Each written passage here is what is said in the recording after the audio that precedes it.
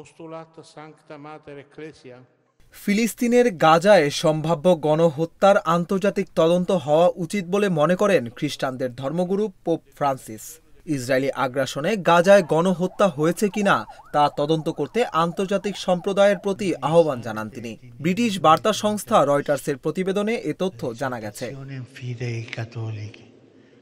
গত এক বছরেরও বেশি সময় ধরে গাজায় হামলা চালাচ্ছে ইসরায়েলি বাহিনী।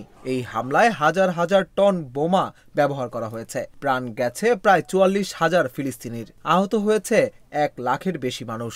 বাস্তুচ্যুত হয়েছে ২০ লাখের বেশি ফিলিস্তিনির প্রায় সবাই।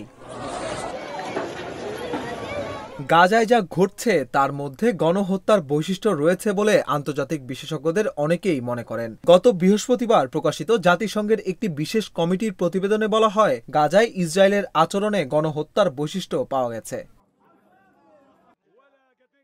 ইতালির সংবাদ মাধ্যম লা স্ট্যাম্পায় এক সাক্ষাৎকারে পোপ ফ্রান্সিস বলেন, কিছু আন্তর্জাতিক বিশেষজ্ঞ বলছেন গাজায় যা ঘটছে তার মধ্যে গণহত্যার বৈশিষ্ট্য রয়েছে। আমাদের সতর্কতার সঙ্গে তদন্ত করে দেখা উচিত যে সেখানে গণহত্যা হয়েছে কিনা। পোপ ফ্রান্সিস সাধারণত আন্তর্জাতিক সংঘাতে কোনো পক্ষ না নিতে এবং সবাইকে শান্ত থাকার উপর গুরুত্ব দিয়ে থাকেন। তবে সম্প্রতি গাজায় ইসরায়েলের আগ্রাসনের সমালোচনা করেছেন তিনি।